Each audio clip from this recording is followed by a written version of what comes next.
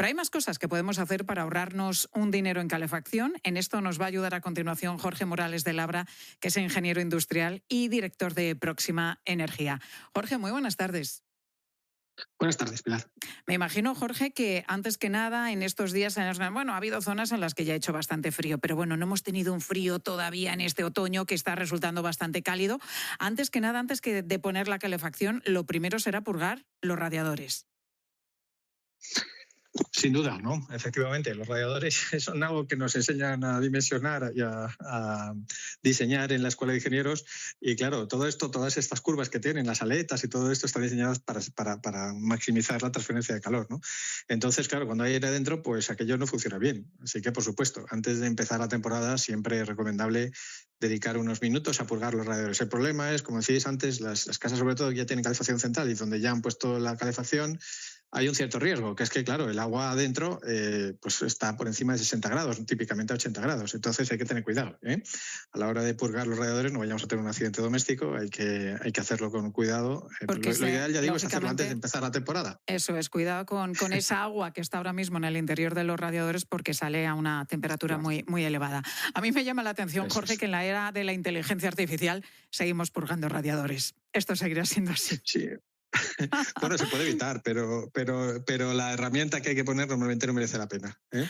Entonces, bueno, pues sí, hay lógicamente. Pues a mano, de manera artesanal, con el destornillador y el cuenco debajo. Con una monedita, exactamente, que es como se suele hacer. Oye, Jorge, si me permites hacer un comentario claro. a lo que estabais diciendo antes, pues me parece importante, ¿no? Solo un matiz, lo que lo ha explicado muy bien José María.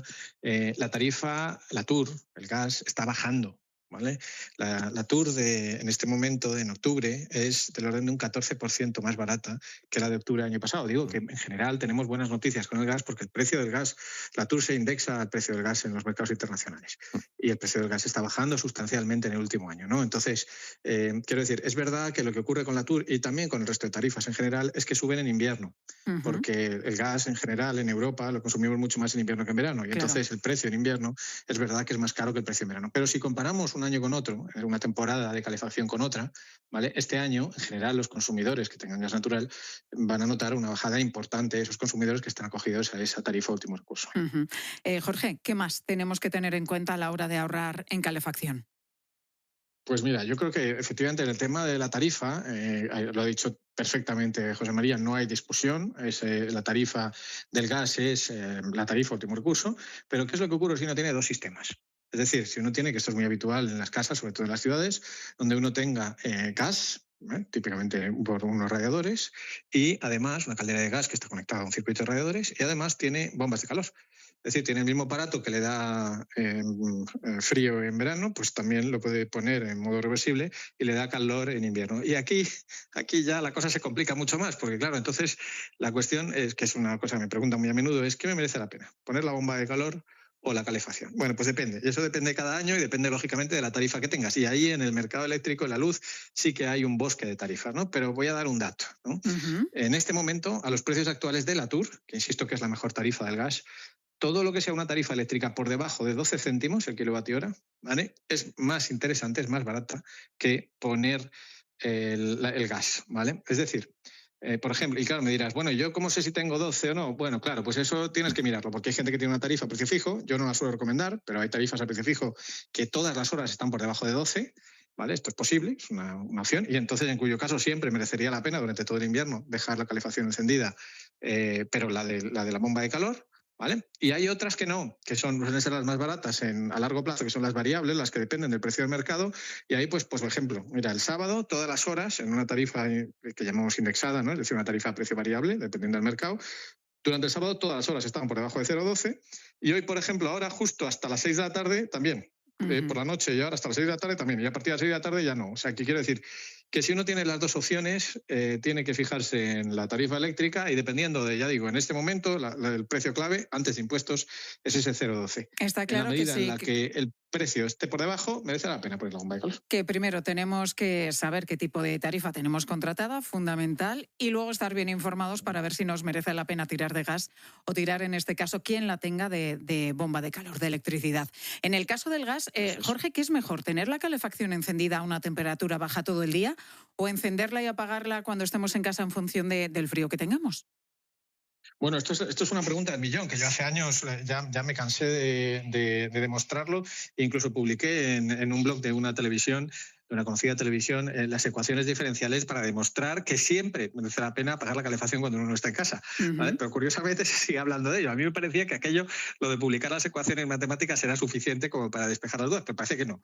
Parece que eso sigue una y otra vez recurrente, ¿no? Bueno, pues voy a insistir en ello, ¿no? Está demostrado. O sea, esto es física, ¿eh? Es clarísimo que aunque uno se baje a comprar el pan y vuelva a los 5 minutos, merece la pena económicamente apagar la calefacción. ¿Vale? Otra cosa es que uno no lo vaya a hacer porque sea un rollo estar acordándose de que ahora la apago, ahora la vuelvo a encender y esté todo el día liado con la calefacción, ¿vale? Que yo lo comprendo perfectamente, ¿vale?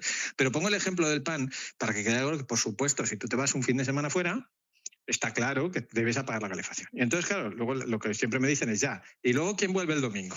¿Eh?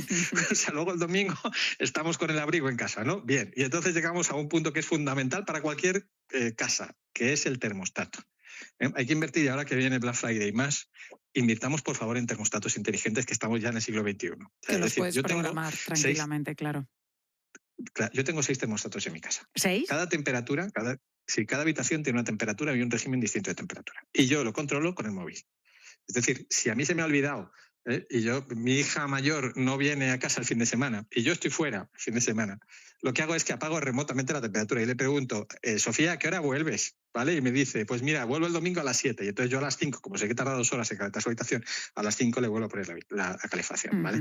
Esto bueno, es verdad que yo soy un poco friki, pero no hace falta tener 6, ¿vale? Esto lo digo por delante, no hace falta 6. Pero, hombre, al menos uno programable, al menos el del salón, es fundamental. Se amortiza normalmente en una sola temporada. O sea, es una inversión, desde lo que luego, te cueste. y te ayuda a ahorrar. Es una inversión, pero normalmente en un solo invierno, exactamente, lo tienes ahí y no estás desperdiciando. Estabais diciendo algo antes, que es verdad, que es que cuando vas a una casa que tiene calefacción central, muchos hemos estado hartos, sobre todo durante muchos años en Navidad, de que teníamos llegabas allí y había que estar en camiseta, ¿no? Sí. El día 25 de diciembre, ¿no? O el 24. Bueno, pues esto es una barbaridad. Ahora se ha reducido bastante porque se ha convertido en obligatorio poner en la mayor parte de las comunidades los repartidores de calefacción, pero yo añado algo más. O sea, el repartidor es obligatorio, muy bien. O sea, ahora cada casa está pagando en función de realmente el consumo que tiene.